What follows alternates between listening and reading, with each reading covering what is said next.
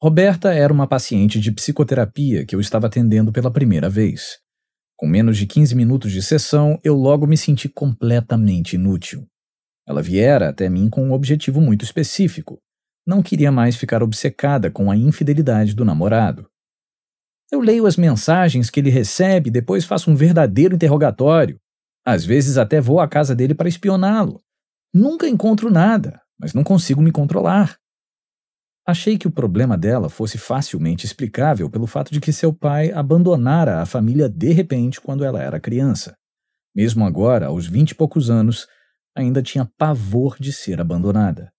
Porém, antes que pudéssemos analisar a questão mais a fundo, ela me olhou nos olhos e exigiu: "Me diga agora como parar com essa obsessão.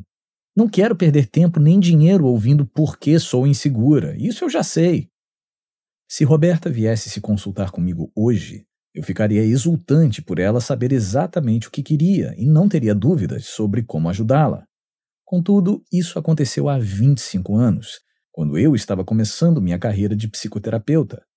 A franqueza de seu pedido me atravessou como uma flecha. Fiquei sem reação. Mas também não me culpei por isso. Tinha acabado de passar 2 anos devorando todas as teorias correntes sobre a prática da psicoterapêutica. Só que quanto mais informações eu digeria, maior era a minha insatisfação. As teorias pareciam distantes da experiência real que alguém teria se estivesse em apuros e precisasse de ajuda. Meus instintos me diziam que eu não havia aprendido a responder diretamente aos pedidos de uma paciente como Roberta. Pensei que talvez essa habilidade não pudesse ser descrita num livro, mas apenas desenvolvida em conversas cara a cara com alguém que tivesse passado pela mesma situação. Eu havia construído uma relação muito próxima com 2 supervisores meus. Além de me conhecerem bem, eles tinham muitas décadas de experiência clínica. Certamente deveriam ter elaborado alguma maneira de atender a esse tipo de demanda. Então recorri a eles e falei da exigência de Roberta. Suas respostas confirmaram meus piores medos. Os 2 não tinham uma solução fácil para me oferecer. E o pior, o que me parecia um pedido razoável era visto por eles como parte do problema da paciente. Usaram diversos termos clínicos. Roberta era impulsiva, resistente e ansiava por satisfação instantânea. Se eu tentasse atender às suas necessidades imediatas, alertaram, ela se tornaria, na verdade, ainda mais exigente. Ambos me aconselharam a guiá-la de volta à sua infância. Lá encontraríamos a causa original da obsessão. Eu lhes disse que ela já sabia por que era obsessiva. A resposta deles foi que o abandono pelo pai poderia não ser a verdadeira razão. Você tem que ir ainda mais fundo na infância dela. Eu estava cansado dessa embromação. Já ouvira tudo aquilo antes. Toda vez que um paciente fazia um pedido direto, o terapeuta rebatia dizendo a ele para ir mais fundo. Era um jogo para esconder a verdade. Quando se tratava de ajuda imediata, esses terapeutas tinham muito pouco a oferecer a seus pacientes. Além de estar decepcionado, eu tinha a péssima sensação de que eles falavam por toda a categoria. Certamente nunca ouvira ninguém dizer algo diferente. Não sabia a quem recorrer. Então, a sorte me sorriu.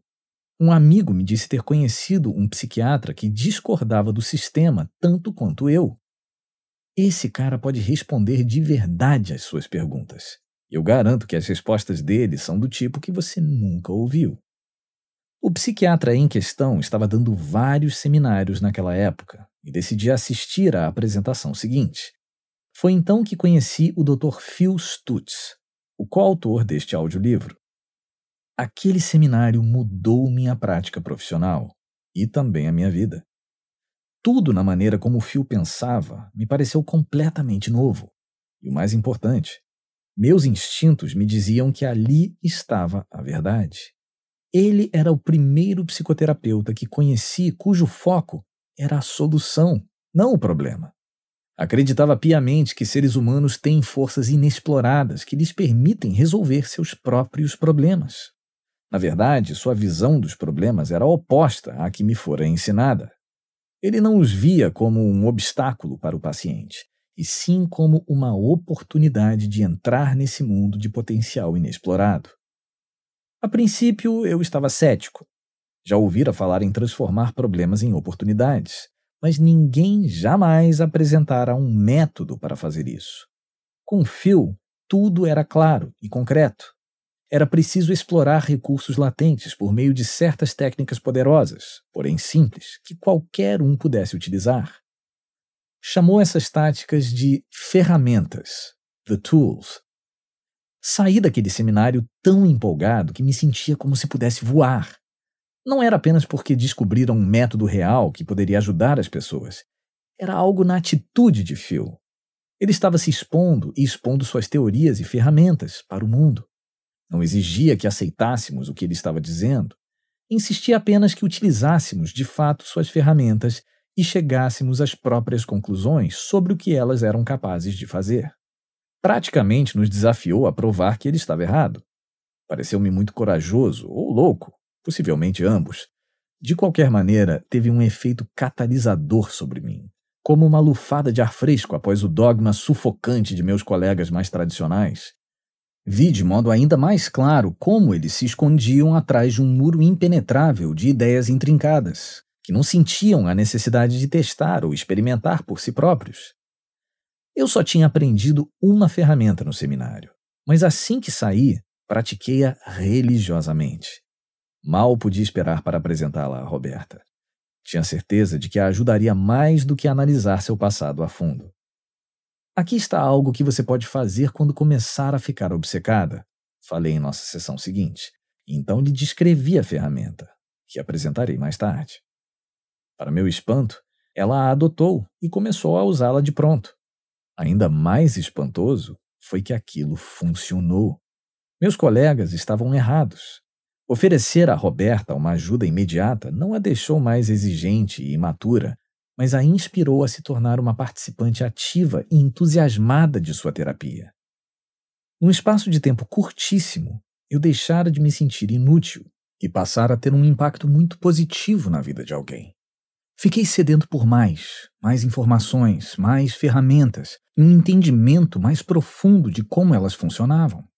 Seria isso apenas uma miscelânea de diferentes técnicas ou seria o que eu suspeitava? Uma maneira totalmente nova de entender os seres humanos?